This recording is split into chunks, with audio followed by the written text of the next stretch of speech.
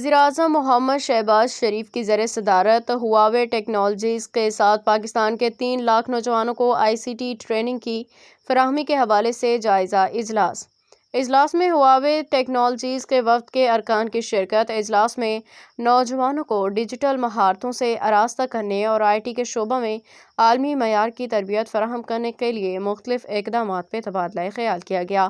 اجلاس میں گزشتہ برس چین میں ہواوے ٹیکنالوجیز کے ساتھ طے کیے گئے معاہدوں پہ عمل درآمد کا جائزہ لیا گیا۔ ٹیکنالوجی کے فروغ اور ڈیجیٹل انقلاب میں نوجوانوں کا کلیدی کردار ہے۔ وزیر اعظم حکومت نوجوان کو جدید مہارتوں سے لیس کرنے کے لیے ہر ممکن تعاون فراہم کر رہی ہے۔ ہواوے کی ICT ٹریننگ پروگرام سے IT برآمدات میں اضافے سمیت نوجوانوں کو روزگار کے حصول میں مدد ملے گی: وزیر اعظم شہباز شریف۔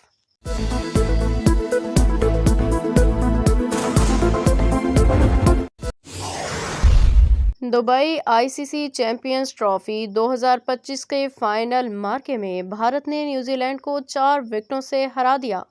بھارت نے نیوزی لینڈ کی جانب سے ملنے والے 252 رنز کا ہدف 49 اوور میں 6 وکٹوں کے نقصان پہ حاصل کیا۔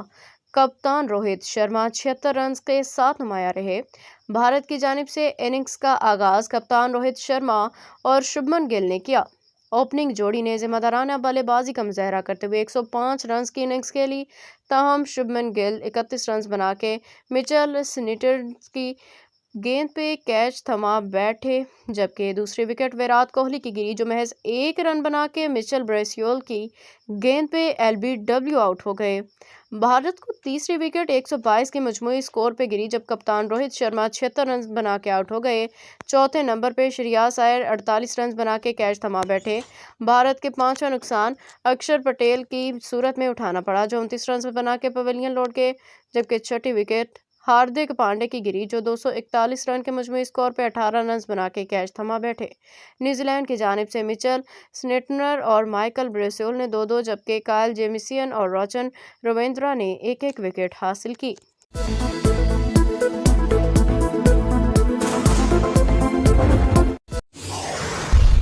اسلام آباد پارلیمنٹ کا مشترکہ اجلاس پیر کو طلب کر لیا گیا۔ صدر مملکت آصف علی زرداری مشترکہ اجلاس سے خطاب کریں گے۔ قومی اسمبلی ذرائع کے مطابق پارلیمنٹ کا مشترکہ اجلاس کل دوپہر 3 بجے ہوگا۔ اجلاس کی تمام تیاریاں مکمل کر لی گئی ہیں، جبکہ قومی اسمبلی سیکریٹریٹ نے پارلیمنٹ کے مشترکہ اجلاس کا یک نکاتی ایجنڈا جاری کر دیا۔ اسپیکر ایاز صادق پارلیمنٹ کے مشترکہ اجلاس کی صدارت کریں گے۔ صدر مملکت آصف علی زرداری پارلیمنٹ کے مشترکہ اجلاس سے خطاب کریں گے۔ صدر مملکت کے خطاب کے ساتھ ہی دوسرے پارلیمانی سال کا بھی آغاز ہو جائے گا۔ صدر پاکستان نے پارلیمنٹ کا مشترکہ اجلاس وزیر اعظم شہباز شریف کی ایڈوائس پہ طلب کیا تھا۔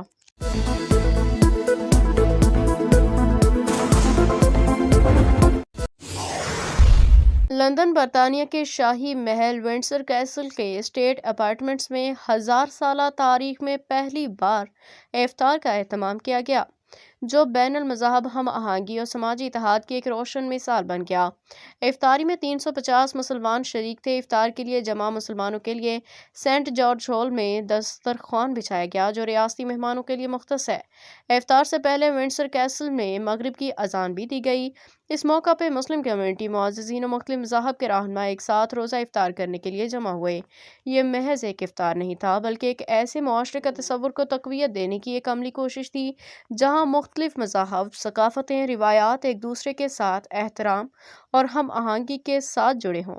اذان کی آواز کا شاہی دیواروں میں گونجنا، شرکا کا مل کے کھجور سے روزہ افطار کرنا ایک ایسے نئے باب کی شروعات تھی جس میں مذہبی رواداری کو فروغ دینے کا واضح پیغام موجود تھا۔